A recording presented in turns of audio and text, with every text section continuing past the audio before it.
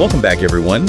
Ready for another deep dive? Always. Awesome. Yeah. Today, we're tackling something a little different. How this guy, Kevin Espiritu, turned his love of all things gardening into a business. A multi-million-dollar one at that. Yeah. Epic gardening. I mean, we hear about these entrepreneur stories all the time, but this one, I don't know, it feels different. It really is. It's not your typical business story, that's for sure. It's more about this incredible curiosity, that just seems to drive him forward. Okay, I am so intrigued. Our source material, it's Epic Gardening, from hobby to $30 mem business. And it talks about how Kevin's story actually begins with a pretty tragic event. Losing his father at just 13. Yeah, incredibly young. And it seems like, such a difficult thing to go through at that age. It really shaped him. It gave him this sense of independence, like this drive to really make his own way. Absolutely. It's like it instilled in him this need to explore, to find his passion and live life on his own terms. And that led him to all sorts of things. Like the source mentions he was super into night photography for a while. Oh, yeah, even drumming. It's like he was trying all these different things, like almost searching for where he fit in. Right. And it's interesting because gardening, it wasn't like this instant aha moment. It started as a way to just, I don't know, kind of de-stress, Connect with nature a little bit. Exactly. But then it took hold. It became something much bigger. And then comes the blog, right? Yeah. 2013, just documenting his gardening journey. Epic Gardening. Though, of course, it wasn't called that yet. Right. No, just this simple blog. But, I mean, how did he, there are tons of gardening blogs out there. So how did he stand out from the crowd? What made his different? That's where his curiosity really kicks in. He wasn't just like planting seeds and, calling it a day. He wanted to understand the science. The why, the how. Yes. He was reading these advanced botany textbooks, like seriously in-depth stuff. And then he was taking that knowledge and experimenting, testing out different techniques, different approaches. I mean, he was basically becoming a plant whisperer. Wow. So he's this passionate gardener, but how does that translate into the business side of things? Well, that's the fascinating part. He approached the business the same way he approached his gardening, with this incredible thirst for knowledge. Okay, so he taught himself about e-commerce, sourcing products, even team management, all while still running this growing blog. Hold on. How is he learning all this stuff? Online courses? Like a secret mentor somewhere? Mostly self-taught, from what I gathered. Online resources, forums, those sorts of things. Like he just had this drive to figure it out. The ultimate DIY entrepreneur. Yeah. But, okay, so the blog's growing. He's becoming this business whiz. But how does the money start coming in? Well, at first it was just a few $100 a month, ads on the blog, affiliate links. But then as the audience grew, as he really honed his content, it started hitting like 4 figures consistently. So that was kind of the aha moment. Like, okay, this could be something real. It was validation, yeah. A sign that he was on to something. Okay, so we've got this passionate gardener, now a plant expert, a business whiz, and we know it explodes into this multi-million-dollar brand, right? Yeah. But how do we get from point A to point B? What's the missing piece? The real turning point came when Kevin started noticing a trend in his own content. He kept recommending these metal-raised garden beds. Okay, but why was that so significant? He realized there was this huge demand for them, but there weren't a lot of great options available. And, instead of just recommending someone else's product, he had this idea. He decided to source them himself. So he went from content creator to brand owner. But how did he even know where to start? That's what's amazing. He figured it all out, found a supplier, built an online store. I mean, we're talking basic setup here. And he launched it with, get this, just an Instagram story to his followers. An Instagram story. And he sold out. In 2 weeks. Seriously. 2 weeks from a single Instagram story. How is that even? Well, think about it. He'd spent years building this audience, building trust, a loyal following, and he knew exactly what they were looking for. So he already primed the pump, so to speak. Exactly. He tapped into this existing demand and created a solution, and it took off. Wow. Okay, so from there, Epic Gardening goes from blog, YouTube channel to a full-blown brand selling everything, right? Seeds, tools, fertilizer. Everything a gardener could possibly need. I am officially overwhelmed. How did he manage all this? Did he hire a team right away, or? That's a story for the next part of our deep dive, but trust me, it's a wild ride. All right, you've definitely got my attention. Let's take a quick pause, and then we'll come back and unpack how he scaled this thing to such incredible heights. Sounds good. Okay, so we're back and ready to dig into how Kevin actually scaled Epic Gardening.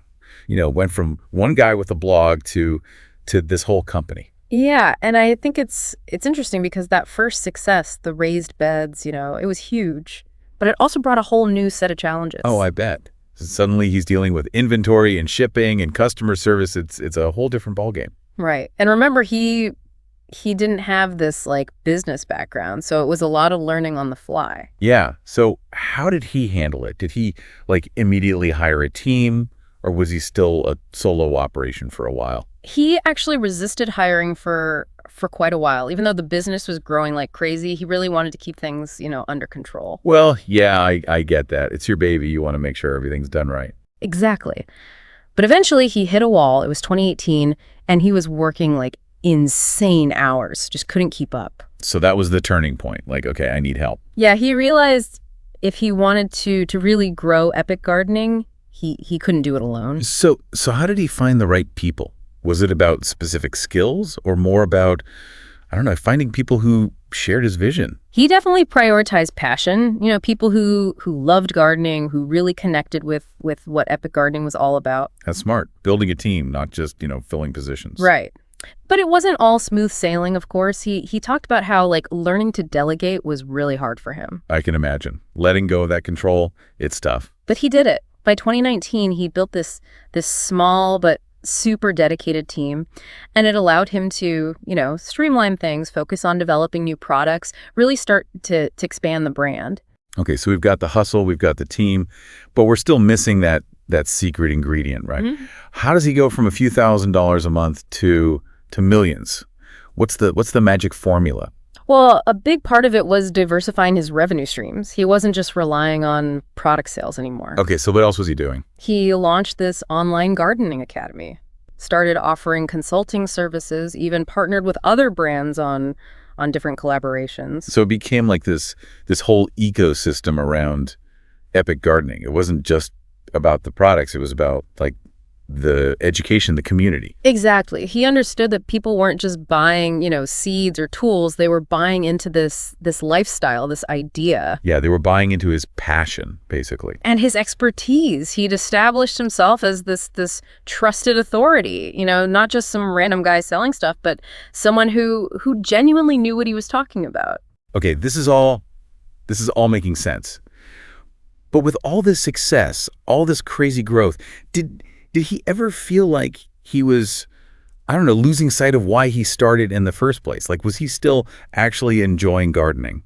That's a great question. And it's something he talks about in the source material. He admits that it's a constant struggle, to find that balance. Yeah, I bet. Between running a company and actually getting your hands dirty. Right. But he came up with this strategy. He calls it no agenda gardening time. What does that mean? It means literally blocking off time in his schedule to just be in his garden. No phone, no to-do list, just him and the plants. Wow, I love that. Like a mindfulness practice almost. Exactly. He says it's how he recharges, how he reconnects with why he started doing all of this in the first place. That's such a good reminder for anyone, really. It's easy to get caught up in the hustle and lose sight of the things that bring you joy. Absolutely. Sometimes you just need to go back to basics. Okay, this is all great, but I know there are people listening who are thinking, okay, awesome for Kevin, but I'm not a gardening expert. I don't even know where to start. What advice does he have for people like that? That's where his advice on the biggest mistake beginners make comes in. It's something we probably all struggle with at some point. Okay, spill the beans. What is it? He calls it analysis paralysis. That tendency to overthink, overplan, to get stuck in the research phase and never actually take action. Oh yeah, I've been there. Like wanting to have all the answers before you even start. Exactly. And his message is ditch the perfect plan. Embrace the mess. Embrace the learning process. It's like that saying done is better than perfect. Right. He's all about just starting, launching that minimum viable product. The MVP, isn't that more of a tech thing? The concept applies to anything, really. It's about figuring out the simplest version of your idea and just getting it out there. So don't wait until it's perfect. Just launch it and learn as you go. Exactly, because once you have something tangible, you can start getting feedback. You can start iterating, you can start improving. I see. It's about embracing the journey, not being afraid to make mistakes. And that takes courage, right? To put yourself out there before you feel totally ready. Big time. Yeah. But it sounds like that's where the real growth happens, when you step outside that comfort zone. Exactly. It's about being curious, being willing to experiment, to fail even, and learn from those experiences. Okay, so we're back for the final part of our deep dive into epic gardening. And we've talked about Kevin's story, his business savvy, even his secret for staying grounded amidst all that success. But there's this one piece of advice he gives that we haven't really dug into yet. Something he calls the biggest mistake that beginners make. Ah, yes, that analysis paralysis, the overthinking, the overplanning. Yeah, you get stuck in that research phase and never actually do anything. And it's so easy to fall into that trap, right? Oh, totally. But how do you break free from that? It's easy to say just start, but it can feel so overwhelming, right? Well, that's where Kevin's advice gets really practical. He talks about this idea of shifting your mindset. Instead of trying to create the perfect plan, just start with a minimum viable product. Wait, the MVP? Isn't that like a tech startup thing? The concept can apply to anything, really. It's about figuring out the simplest version of your idea, the most essential version, and then just getting it out there. So instead of spending months building a website, writing a business plan, you're saying, just start with the bare bones. Exactly. Because once you have something tangible, even if it's, rough around the edges, you can start getting feedback. You can start learning from your mistakes. So it's like that saying, done is better than perfect. Yes. And Kevin really emphasizes that the early stages, they're all about experimentation. It's about getting your idea out there, seeing how people respond, and then adapting. So it's not about having all the answers up front. It's about being willing to learn as you go. But that takes courage, right? To put yourself out there before you feel ready. It does, but he argues that that's where the real magic happens. In those moments of vulnerability, when you step outside your comfort zone. Okay, I see how this all ties back to his whole philosophy, right?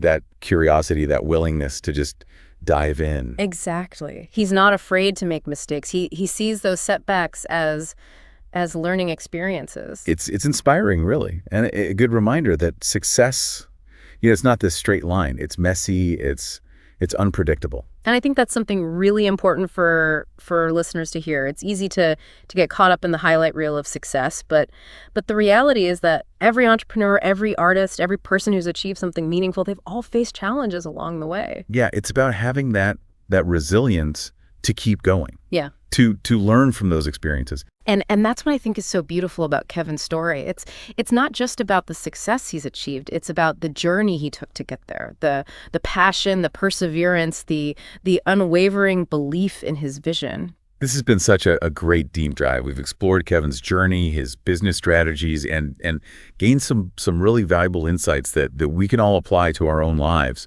whether we're aspiring entrepreneurs or just looking for more meaning in our everyday lives. Kevin's story really is a reminder that passion, coupled with action and a willingness to learn, can truly transform dreams into reality. So as we wrap things up here, I want to leave our listeners with a challenge.